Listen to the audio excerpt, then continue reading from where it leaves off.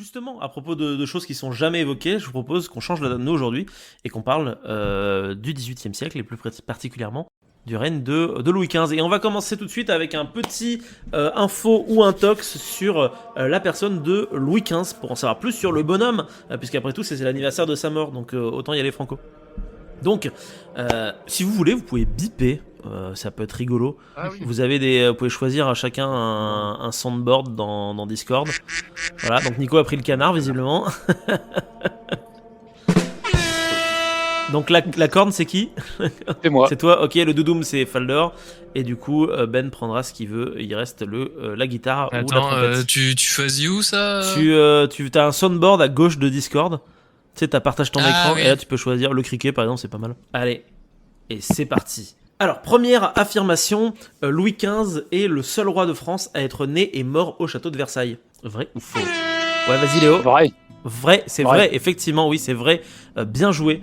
Léo, tu as tout à fait raison, c'est vrai. En même temps, ça paraît logique puisque du coup, Louis XVI il est pas mort au château de Versailles et le vrai château de Versailles c'est Louis XIV qui l'a fait construire, donc du coup de facto il peut pas être né et mort à cet endroit-là, donc ça fait de Louis XV le seul roi de France à être né et mort au château de Versailles. Hop, on va voir celui qui s'y connaît le plus en Louis XV. Ben, Nico, je vais compter les points, c'est vraiment juste pour hop, le savoir moi de mon côté. Je vais rajouter Raph si jamais il débarque à un moment donné. Alors, deuxième question. Louis XV est l'arrière-petit-fils de Louis XIV. Oui, le Toudoum. Oui. Ouais, vas-y. C'est un Oui, c'est un vrai, effectivement, tout à fait. C'est vrai. Louis XV est l'arrière-petit-fils de Louis XIV. Le père de Louis XV, c'est le petit-fils de Louis XIV qui est mort en 1712 à l'âge de 30 ans. Sachez que sa mère s'appelait Marie-Adélaïde, elle venait de Savoie et elle est morte également en 1712 à 27 ans. En fait, ils sont tous les deux décédés de la rougeole à 6 jours d'intervalle. La faute à pas de chance. Affirmation numéro 3, Louis XIV meurt de chagrin après la mort de son petit-fils et Louis XV hérite dans la foulée. Oui. Ouais, je dirais non quand même, ça paraît. Non, effectivement, c'est complètement faux. c'est faux. Louis XIV meurt le 1er septembre 1715, soit donc 3 ans après la mort de son petit-fils. C'était aux alentours de 8h15 du matin. Et il est mort d'une ischémie aiguë du membre inférieur causée par une embolie liée à une arythmie complète, compliquée de gangrène. Il avait 76 ans. L'agonie a d'ailleurs duré plusieurs jours. J'allais dire en plus, vu que le dauphin et lui se détestaient, bon, la sympathie du grand dauphin, ça paraissait. Ouais. Affirmation numéro 4. Le cardinal Mazarin est le percepteur de Louis XV. Pardon. Oui.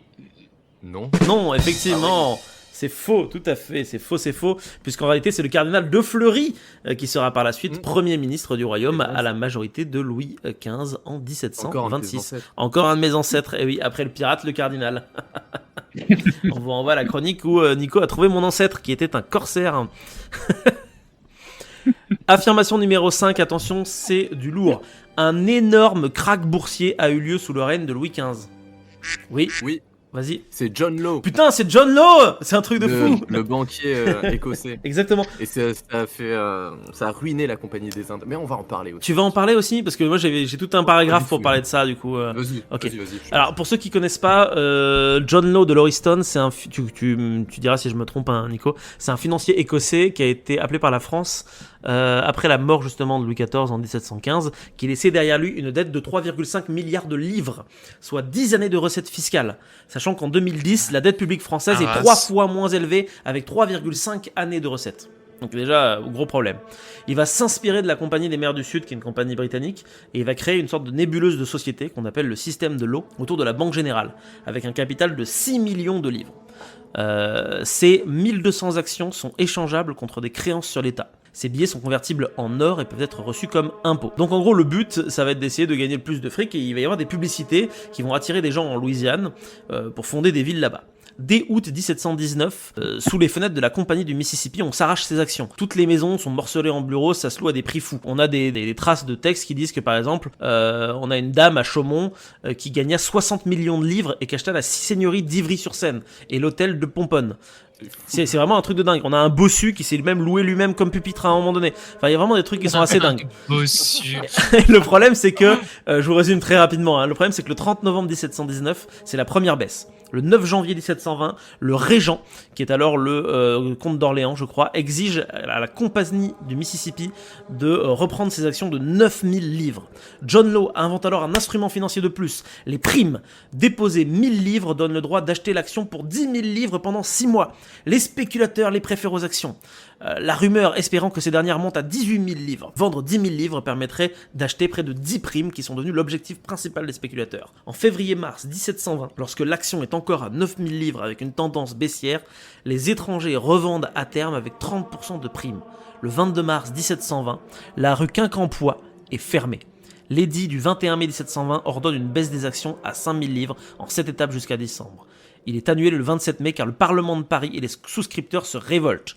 Le château de cartes s'écoule définitivement le 17 juillet 1720. Dès 5h du matin, rue Quincampoix, une émeute oppose des milliers d'actionnaires contre les forces de l'ordre. 17 personnes vont mourir. Le système de Law va s'effondrer ce jour même et John Law lui-même démissionne de ses fonctions et s'enfuit de Paris le 14 décembre.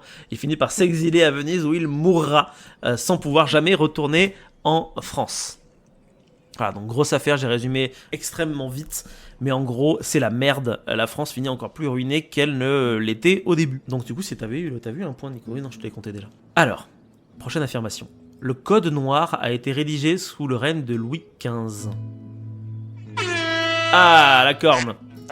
C'est faux. C'est faux, exactement, tout à fait. Puisque, en réalité, le code noir a été rédigé en 1685, en partie d'ailleurs par Colbert lui-même, donc sous le règne de Louis XIV. Bien que toutefois, des extensions aient été rédigées en plus en 1723 et 1724, en ce qui concerne la Louisiane et la Martinique, je crois, ou quelque chose comme ça. Tout à fait. Bien joué, Nico, pour avoir ajouté le point derrière. Alors, Louis XV a été marié à Marianne Victoire d'Espagne. Oui, Ah merde. vas-y. Le canard. Non, je sais pas en fait. Ah, tu sais pas, ok, d'accord. C'est pas grave. C'est un misclic. Oui, vas-y, Ben. C'est faux, non? C'est faux, tout à fait, bien joué, c'est complètement faux. Il était pas marié à une polonaise? Si, il était marié à une polonaise, tu es très fort. En fait, il a été fiancé avec Marianne Victoire d'Espagne, mais le mariage a été annulé car le duc de Bourbon, alors Premier ministre, avait peur que le roi décède avant d'avoir un héritier. Il faut dire que 2 points allaient dans son sens. Louis XV avait déjà de part une santé fragile, mais surtout Marianne Victoire d'Espagne n'avait que 7 ans. Du coup, ils auraient dû attendre un bon moment avant d'avoir un héritier potentiel. De facto, on préfère donc le marier à Marie Leczinska, fille du roi détrôné de Leczinska, pardon. Enfin bref, du coup, c'est la fille du roi détrôné de Pologne, ce qui aura des conséquences pour plus tard aussi. Le mariage n'est pas très bien vu politiquement, parce que c'est entre guillemets une noblesse inférieure à celle de la France. Elle est aussi plus âgée que lui, puisqu'ils ont 7 ans de différence à peu près. Affirmation numéro 8. Louis XV possédait un service d'espionnage personnel très particulier, presque un véritable ancêtre de la DGSE. Oui, Ben? Oui, c'est vrai. C'est vrai, effectivement, bien joué. C'est 100% vrai. C'est 100% vrai. Il s'agit du... Ouais, c'est une histoire de fou, ça. Ah, mais c'est un truc de dingue. Vraiment... C'est vraiment, quand je suis tombé dessus, Ouais. c'est le secret du roi, je mets des guillemets à ça, parce que c'est le nom, c'est secret du roi. C'est un service d'espionnage totalement autonome et inconnu des autres conseils royaux, qui ne répond qu'à la personne du roi. Ils entreprenaient des diplomaties parallèles à celles du gouvernement et parfois même en contradiction avec ce dernier. Ils sont notamment à l'origine d'influence sur les élections dans les républiques des deux nations, donc Pologne et Lituanie. Et ils sont aussi derrière un projet de débarquement en Angleterre pendant la guerre de 7 ans. Le secret du roi, il sera révélé quelques temps avant la mort de Louis XV et il sera dissous à l'accession au trône de Louis XVI. Cependant, certains de ses anciens membres actifs continueront de jouer des rôles importants, notamment pendant la guerre d'indépendance des fameuses 13 colonies. Donc, gros service. Gros service. Ça, c'est assez dingue. T'étais au courant de ça, Ben, du coup, c'est incroyable. Je sais plus comment, mais ouais, et puis récemment, j'en ai entendu parler. Ouais, je trouve que c'est une info qui est dingue, je trouve. Ah, c'est dingue. Ouais. 9. C'est sous le règne de Louis XV que la Corse a été rattachée au royaume de France. Oui, vas-y. Ah putain, j'ai un doute. 80. Techniquement, ça doit être Louis. Ah putain, j'ai un doute, c'est Louis XVI. Et... Non, c'est... Attends, je sais plus, j'ai un doute sur la date. Je dirais Louis XVI, mais oui, non, ça doit pas être Louis XVI. Non, c'est Louis XV, Je ne sais c'était vrai. C'est Alors, en Louis fait, XV. ces jeunes qui Ah. possédaient la Corse, mais ils n'arrivaient pas à faire taire les indépendantistes, qui se rebellaient beaucoup trop de fois, confondaient des royaumes, des républiques, et du coup, ils ont fait appel à la France. Donc officiellement, le 8 mai 1769, les nationaux corses sont finalement vaincus à la bataille de Ponte Novo. Et selon l'accord que les Gènes avaient fait avec la France, ils ne pouvaient pas payer les dépenses de la guerre. Ils devaient laisser la Corse, du coup, au royaume. Et c'est ce qu'ils ont fait visiblement. Alors, Plus avec la date de naissance de Bonaparte. Français de justesse. français de justesse. Alors, 10e affirmation. Rousseau est à l'origine de l'expression travailler pour le roi de Prusse, ce qui veut dire œuvrer sans en retirer le moindre bénéfice, ou encore travailler contre soi-même, contre ses propres intérêts. Oui. Vrai, peut-être. Alors, tout ce que je viens de dire est vrai à l'exception d'une chose.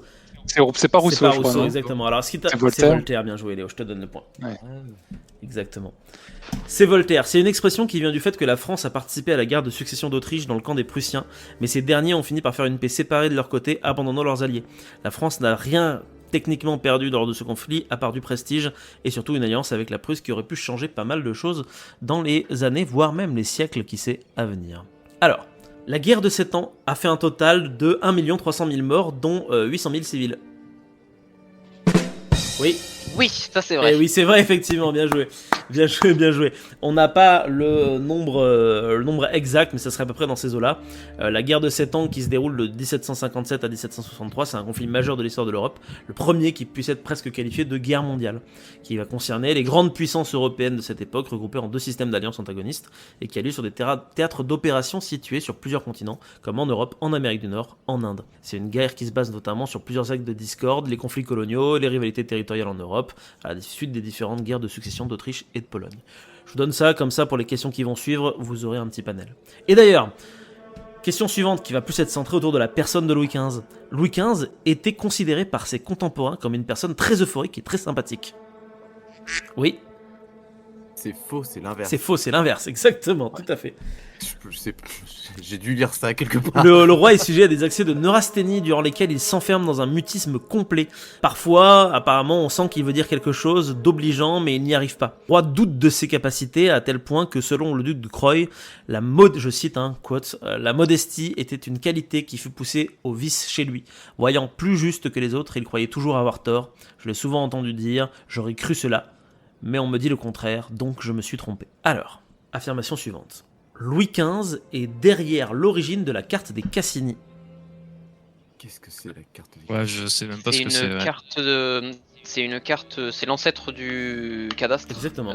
C'est une très très grande d'accord. carte qui est toute la France. Et je crois que c'est Louis XV. Je vais appuyer, je vais dire. Oui, c'est Louis XV, c'est Louis XV, bien joué. Mais je ne sais pas si c'est lui qui en est réellement responsable ou si c'est un ministre. Alors, Je me rappelle. à la base, d'après ce que j'ai trouvé, Louis XV c'était un peu un fan de géographie. Et du coup, c'est lui qui aurait demandé aux Cassini de poursuivre les travaux de topographie qui avaient déjà été entamés sous le règne de Louis XIV. Et alors, la carte de Cassini, effectivement, il s'agit de la première carte topographique géométrique établie à l'échelle du Royaume de France dans son ensemble. Et on dit la carte des Cassini parce qu'elle a été dressée par la famille Cassini, principalement César-François Cassini et son fils Jean-Dominique Cassini. Donc, du coup, qui va se poursuivre Et vous même pouvez la au 19e siècle. Et on peut la consulter, tout à fait. Sur Géoportail, Ouais. vous pouvez aller sur Géoportail et vous pouvez coller l'une sur l'autre le cadastre napoléonien, le Cassini et le cadastre moderne. Oh, trop stylé. Et ça vous permet de retrouver parfois des vieux bâtiments ou des vieux noms topographiques de lieux qui ont disparu. C'est très chouette. Ça, c'est chouette. Affirmation suivante. Louis XV a accueilli à bras ouverts les jésuites suite à leur expulsion du Portugal en 1759. Oui, Je vais dire oui. Pas lui qui les a interdits, donc c'est possible qu'il les ait accueillis. bah, du coup, ton raisonnement il est bon, mais il a pas pu le faire. Il aurait voulu, mais c'était pas possible. En gros, comme tu as le bon raisonnement, je vais te filer le point quand même. Donc, ouais, non. En gros, le Parlement de Paris veut profiter de l'éviction des jésuites au Portugal pour en faire de même en France à la suite d'un litige commercial dans les Caraïbes. Le 6 août 1761, le Parlement de Paris ordonne que les écrits de 23 jésuites soient bannis comme, je cite, contraire à la morale et nuisible à la jeunesse. L'interdiction leur est faite de recevoir des novices Dans les villes où il existe d'autres écoles, collèges jésuites doivent fermer le 1er octobre 1761. Et Louis XV, qui lui est favorable aux jésuites, intervient plusieurs fois dans le processus, temporise et obtient quelques délais. Cela tourne littéralement au conflit politique entre le Parlement et le roi. Des compromis successifs sont proposés aux jésuites, tous à tendance gallicane, principalement séparation vis-à-vis de Rome, et sont rejetés par les jésuites comme considérés comme inacceptables. Défiant le roi, le Parlement de Paris, le 6 août 1762, déclare que la Compagnie de Jésus, encore une fois je cite, nuit à l'ordre civil, viole la loi naturelle, détruit la religion et la moralité, et corrompt la jeunesse. Et du coup, il l'a banni de la France. Certains parlements régionaux, comme celui de Flandre, refusent d'emboîter le pas. La plupart temporisent. Le roi de nouveau obtient un délai, mais doit finalement s'incliner, tout en mitigeant les mesures prises. En novembre 1764, Louis XV, forcé un peu par le Parlement, édicte ce qui devient la mesure pour toute la France. Son édit royal entérine l'expulsion des jésuites. La compagnie est proscrite en France et ses biens sont confisqués. Le Parlement de Paris, dès qu'il n'y a plus Louis XIV, il fait un peu n'importe quoi. Il se sent plus, ils se font pousser des ailes. Ils ont dû vérifier 2 fois que Louis XIV était bien mort, je pense, avant de dire quelque chose. Mais du coup, ouais, les jésuites, ils vont se faire virer d'un peu partout, en fait, après tout ça. Et la raison, c'est quoi? C'est vraiment conflit avec Rome de base, parce que les jésuites se considèrent indépendants, mais c'est aussi vis-à-vis de la thune, apparemment. Parce que les jésuites ont un gros poids dans les colonies en Amérique, apparemment, mais après, j'ai pas surfouillé non plus. De mémoire, les jésuites, c'est un peu comme beaucoup d'ordres politico-religieux qui se montent siècle après siècle. C'est pas les premiers, ils finissent par avoir trop de pouvoir, par avoir trop d'influence, trop de pieds sur l'opinion. Et bah bon, quand tu deviens gênant... ça plaît pas, quoi. Il y a 2 choses à ne pas faire sur les rois de France, c'est être gênant et prêter de l'argent. C'est les 2 trucs à éviter. Exactement. Alors, affirmation suivante, la numéro 15, donc c'est bientôt fini. Louis XV était féministe. Oui. Bah, ça existait pas, le féminisme. Ouais, j'allais dire... Oui, effectivement. Du coup, c'est faux.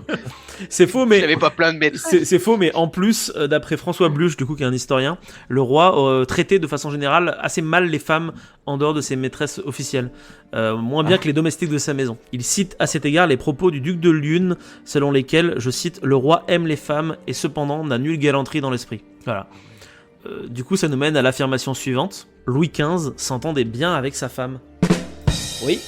Il y a un piège. Alors vu qu'il a eu plusieurs maîtresses, je dirais que non. Effectivement. De mémoire, il était plus attaché à l'une de ses maîtresses, je me rappelle plus son nom. Tout à fait, ça marchait pas avec sa femme.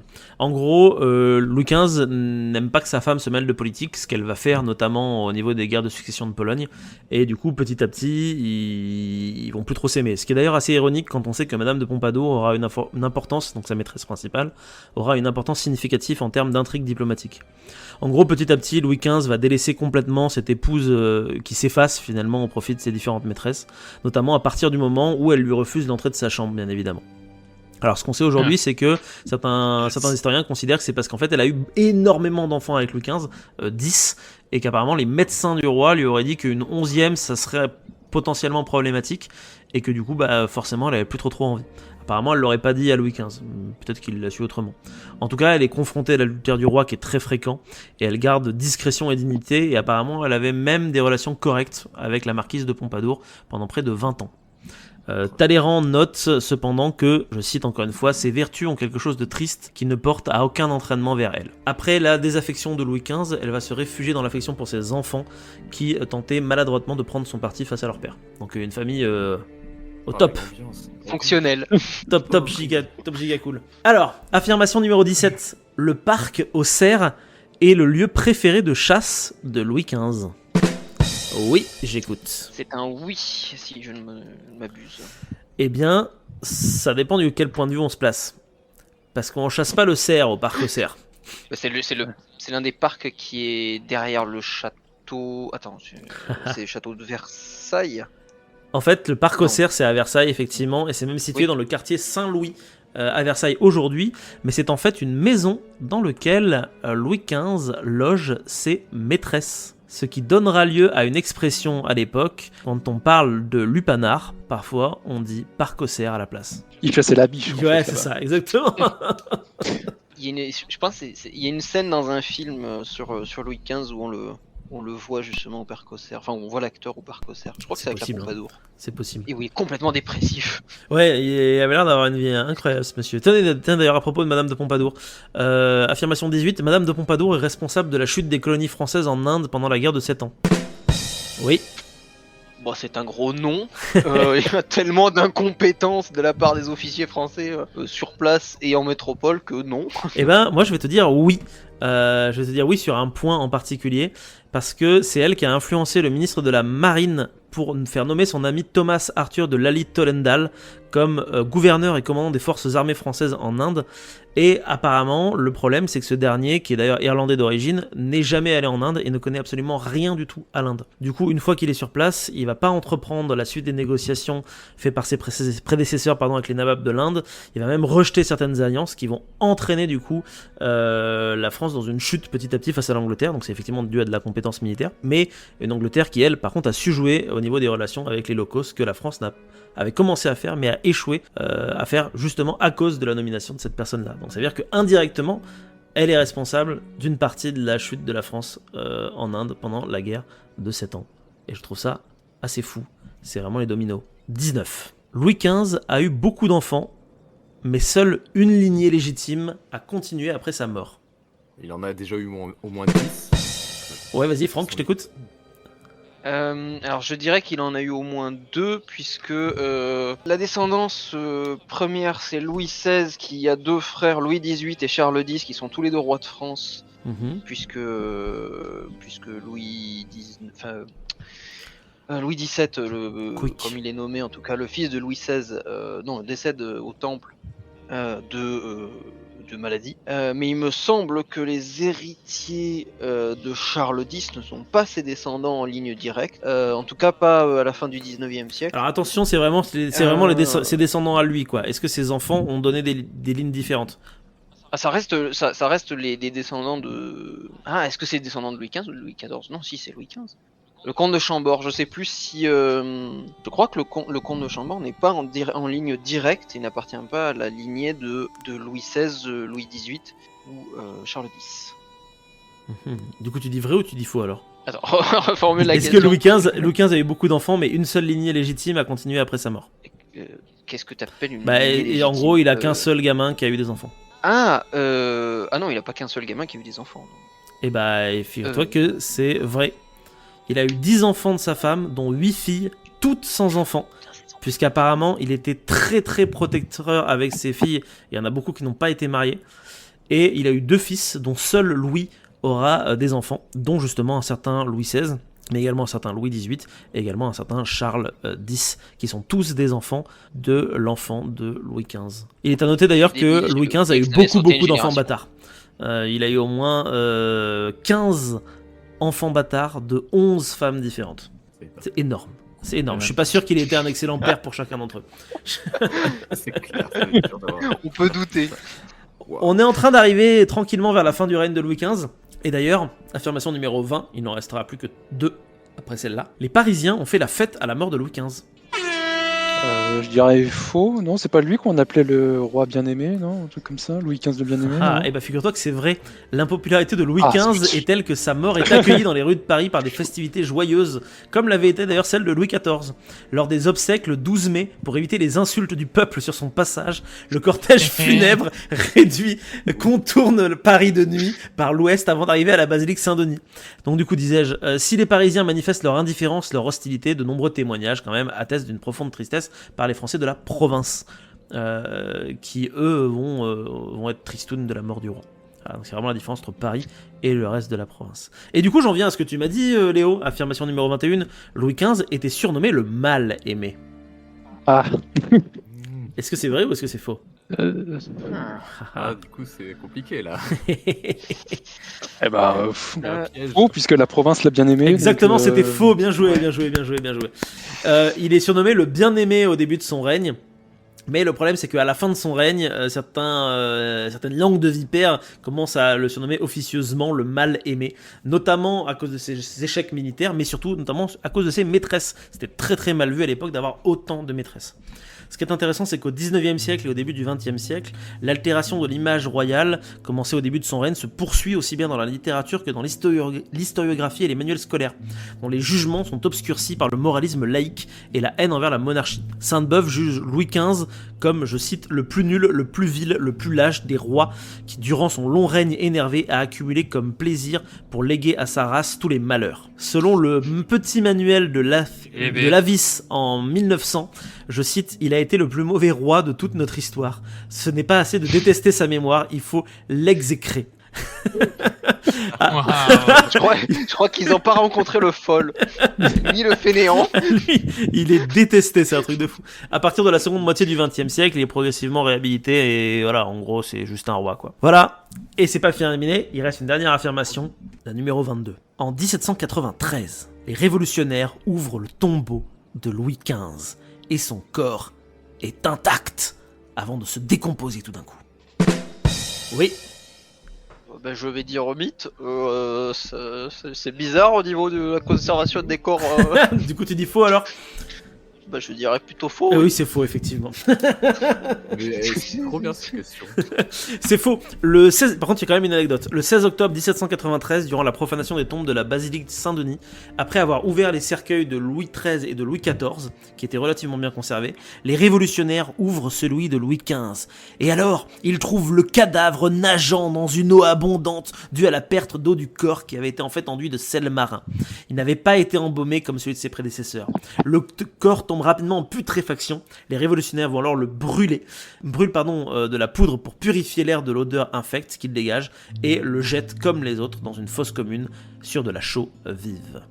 Et c'est la fin de tournage pour Louis XV. Voilà. Ouh, yes, Finalement, un super règne. C'est moyen. C'était un Bourbon faisandé. Donc Léo, félicitations, t'as fait 3 points, Ben t'en as fait 2, Ouais. et Nico tu en as fait 5, et Franck tu en as fait 5, et Raph tu en as fait 0 puisque t'es pas là. Le mec vénère, tu sais. Non, on t'embrasse, Raph, bien sûr. D'accord, lourde ambiance avec ça. Et du coup, j'espère que ce petit quiz vous a plu, que vous l'avez pas trouvé trop long, que ça vous a appris des choses quand même malgré tout sur le règne de Louis XV, qui est un règne méconnu. Moi, littéralement, j'ai appris des choses à chaque question. Je savais que dalle à la base. Si vous vous êtes autant amusé que nous en écoutant cette vidéo, moi je vous conseille très fortement d'aller checker un petit peu partout sur la chaîne, parce que vous y trouverez plein de jeux similaires, d'autres jeux un petit peu différents également. Quoi qu'il en soit, moi je vous propose de vous abonner, de partager, de mettre un petit pouce bleu et de nous suivre sur les réseaux sociaux. À très bientôt.